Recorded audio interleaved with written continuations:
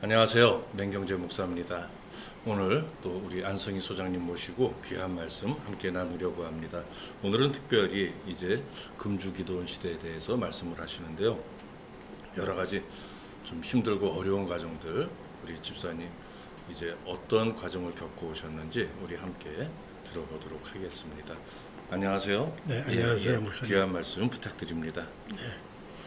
오늘은 금주기도원에 대해서 말씀드리겠습니다.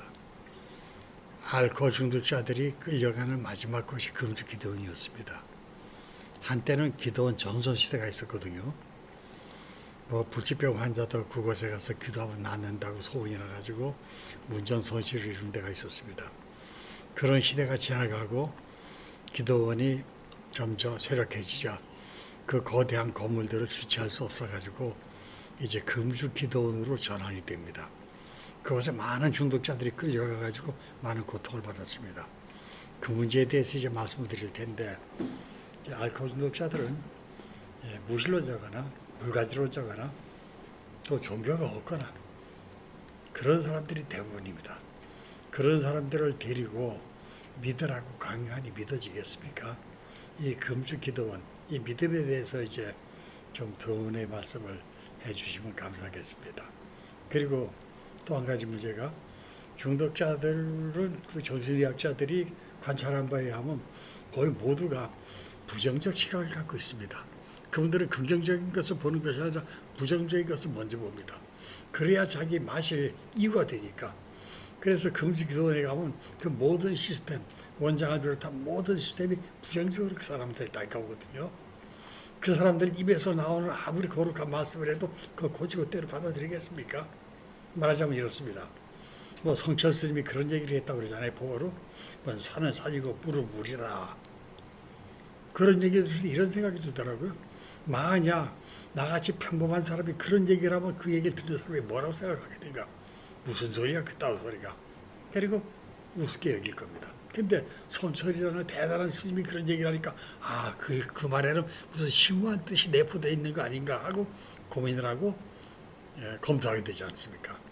그러니까 금주기도원에서 이런 일이 벌어집니다. 원장님들이 온갖 잘못을 저지르고 그 돈에 매워가지고 이상한 식으로 이제 기도원을 운영을 하니까 그걸 보는 환자들이 그 입에서 나오는 아무리 금주와 같은 말씀을 해도 제대로 받아들이겠습니까? 여기서 문제가 발생하는 거거든요. 그런 곳에서 고생하는 사람들 얘기가 여기 이제 포함되어 있습니다. 기도원은 서울 근교에 있었으며 심야에 이성되었고 외부와 철저히 차단된 공간에 작은 창마다 짙은 커튼으로 가려져 그것이 어딘지 가늠할 수 없었습니다. 그 커튼을 열고 절대 밖으로 내다볼 수 없었습니다. 신입 환자가 창문에 접근하면 방장의 구타가 뒤따랐습니다. 예배당도 마찬가지였습니다.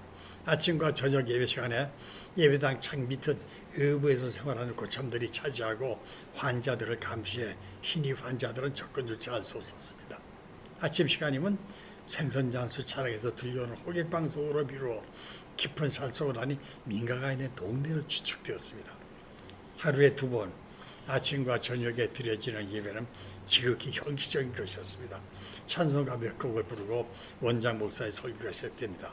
깡패 출신에서 하나님의 은혜로 거듭난 목사가 되었음을 자랑으로 내세우는 원장 목사의 설교는 성경적이기보다는 옛날 깡패 시절 싸움 얘기가 대부분이었습니다.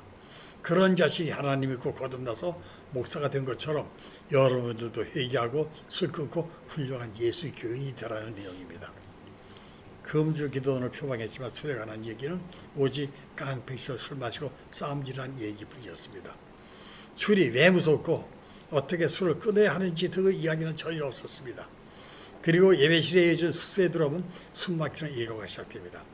입원 환자의 절반은 정신질환자고 나머지가 알코올 중독자였습니다. 비좁은 방마다 10여 명의 환자들이 수용되어 있었습니다. 방은 좁아 밤에 방바닥에 등을 붙이고 잠을 잘 수 없었습니다. 몸을 옆으로 세우고 자는 소위 칼잠을 자야 했습니다. 겨울에는 견딜만 했으나 여름이 고이기였습니다. 바람 한 점, 햇빛 하나도 들어오지 않는 비좁은 방에 땀 냄새가 코를 찔렀고 땀으로 몸이 범벅이 되었습니다. 여름 가뭄으로 갈수기가 오면 씻을 문도 부족했습니다. 고천들만 겨우 고양이 제도를 할 수 있었습니다. 방벽에는 낡은 선풍기 한 대가 삐걱거리고 돌아갈 뿐이었습니다. 그 선풍기에서는 찬바람이 아닌 더운 바람이 나왔습니다. 그런 환경에서 받는 스트레스로 환자들은 신경이 날카로워져 작은 일에도 다툼이 일고 싸움이 벌어졌습니다. 그러다 보니 자연, 사회에서 주먹깨나 쓰던 환자들을 원장은 방장으로 임명하고 그들이 병실을 장악하고 환자들을 관리했습니다. 방장의 폭력은 묵인되었지만 환자들 사이의 폭력은 질서 유지를 목적으로 발목에 일주일 동안 쇠사슬이 채워졌습니다. 그것이 징계였습니다. 이렇게 쇠사슬을 찬 환자들은 그것이 훈장이 되어 일반 환자들 위에 군림했습니다. 방마다 임명된 반장들은 환자를 돌보는 봉사자가 아니라 환자를 다스리는 위치에서 절대 권력을 행사했습니다. 자신의 명령을 거스르거나 위에서 명령이 내려오면 담례를 씌워놓고 집단으로 반련 등 폭력이 난무했습니다. 제가 처음 배정된 방에서 만난 어느 환자는 온몸이 멍투성이가 되어 파스를 덕지덕지 붙이고 있었습니다. 기도는 일반 시설과 달리 처음부터 시설이 완비하고 시작되는 것이 아니라 천막으로 시작하는 것이 대부분이었습니다. 환경 자체가 열악하기 그지없었습니다. 그것도 그런 것이었습니다. 하천부지를 불법 점거하여 천막을 치고 그 천막 기도원이 발전하여 벽돌 건물의 예배당과 환자 숙소가 지어진 겁니다. 하천부지 불법 점거로 행정기관의 강제 철거가 몇 번이고 있었지만 원장 목사는 그럴 때마다 다시 짓는 악순환을 반복했다고 자랑했습니다. 나중에 도끼를 들고 철거 반원을 막았다고 자랑하니 자랑을 하곤 했습니다. 숙소가 협소하고 기도원 유지보수와 관리를 위한 인력이 필요했기 때문에 환자를 두 그룹으로 나누었습니다. 도주 의뢰간 환자들은 격리되었고 순정적이고 협조적인 그룹은 개방된 숙소에 배정되었습니다. 개방된 숙소에 배정된 환자들은 봉사라는 명목으로 많은 일을 합니다. 중독되기 전 그들은 온갖 직종에서 일하던 사람들입니다. 한 가지 기술은 다 가지고 있었습니다. 그래서 그들은 말합니다. 우리에게 톱과 망치만 주면 집도 지을 수 있다고요. 술에 대한 갈망을 취하지 못하는 환자들은 많은 문제를 일으킵니다. 문제는 대우리 술입니다. 외부에서 봉사하던 환자들은 틈만 나면 몰래 기도원을 빠져나가 술을 마십니다. 음주가 발각되면 다시 내부로 들어가 최소 2개월은 견뎌야 합니다. 그러한 엄한 벌이 있어도 환자들은 틈을 엿보아 술을 마십니다. 기도원에서 악질로 소문난 환자 보호자 한 분이 있었습니다. 남편을 입원시키고 두어 달이 경과하면 이만하면 되었다고 퇴원시키러 기도원에 옵니다. 그런데 올 때마다 남편은 술에 마시되어 있습니다. 참다 못한 보호자는 기도원 사무실을 뒤집어 놓습니다. 술을 끊어달라고 비싼 돈 주고 기도원에 입원시켰는데 올 때마다 이런 모양으로 술을 먹이냐고 고래고래 소리 지릅니다. 그래서 조그만 여자가 순학질이라고 소문이 자자했습니다. 그런데도 그 환자는 아내 편을 들어 분수라는 비난을 받았습니다. 봉사 사건도 발생합니다. 그는 외부에서 봉사에 동원된 성실한 환자였습니다. 겨울이었습니다.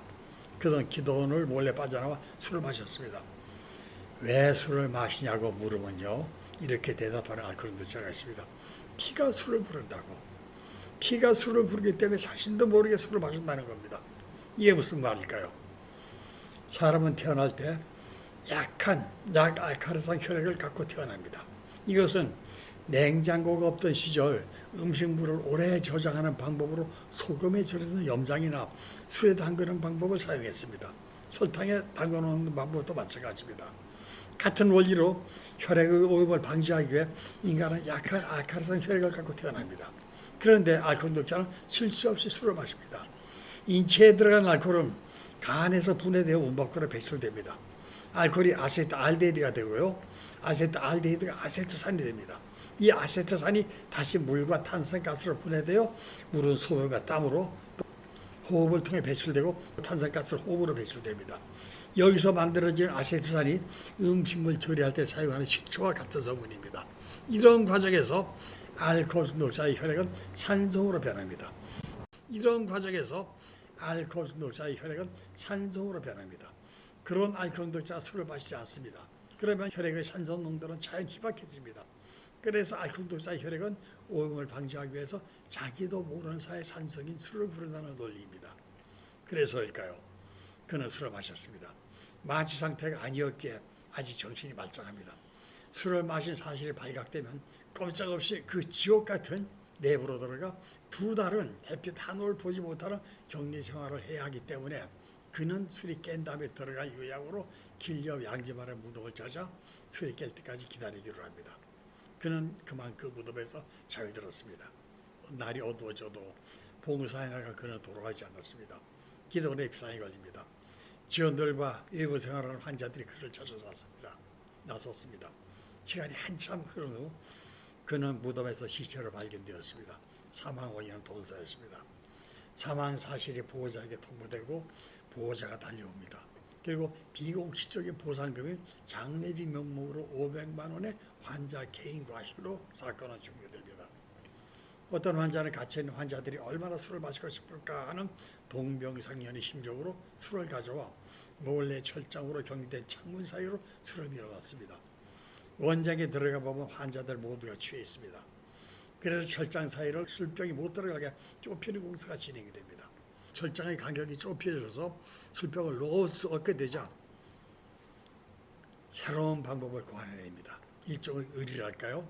아니면 동병상련의 동지의식이랄까요? 그들은 이번에는 술병 입구를 천장 사이로 들이밀고 안에서 술을 받는 수법을 개발합니다. 밖에서 술을 따르고 안에서 받고 그렇게 그들은 술을 마십니다. 술을 공급한 범인을 찾으려 해도 절대 찾을 수 없습니다. 술꾼들의 의리를 절대 발전하지 않습니다. 그들의 의리는 조직폭력배의 의리를 능가합니다. 한 알콘도티가 탈출합니다. 기도원의 비상이 걸리고 직원들과 외부 생활을 하는 봉사자들이 탈출한 환자를 찾기 위해 수색에 나섭니다. 어느 봉사자가 탈출을 시도한 환자를 발견합니다. 봉사자는 그를 잡는 것이 아니라 체포를 위해 출동한 직원과 봉사자들의 수색 위치를 가르쳐주며 잡히지 않는 길을 안내합니다. 그리고 도망치지 못하는 용기 없는 자신을 탓합니다. 격리된 생활에서 오는 스트레스와 풀 길 없는 가족에 대한 분노로 약한 환자를 괴롭히는 즉 환자 사이의 싸움은 하루도 조용할 날이 없습니다. 식사 시간에도 다툼이 자주 일어납니다. 음식 때문입니다. 밥은 묵은 정부미를 주로 사용했고 반찬은 가을 거지가 끝난 다음 배추밭에서 걷어온 배추와 무시래기로 담근 김치와 약간의 다른 반찬이 전부였습니다. 다툼은 주로 배식에서 발생합니다. 식판을 사용하는데 주방봉사자들이 배식을 합니다. 처음 입원한 환자들은 음식에 전혀 입을 대지 못합니다. 그것은 병원도 마찬가지입니다. 입은 깔깔하고 목구멍도 아파 음식을 넘기지 못하는 경우가 대부분입니다. 위장도 음식을 받지 않습니다. 먹는 것도 없는데 설사도 심해 먹을 수조차 없습니다. 이런 상태에서 일주일에서 열흘 정도가 경과하면 식욕이 살아납니다. 그리고 먹기 시작합니다.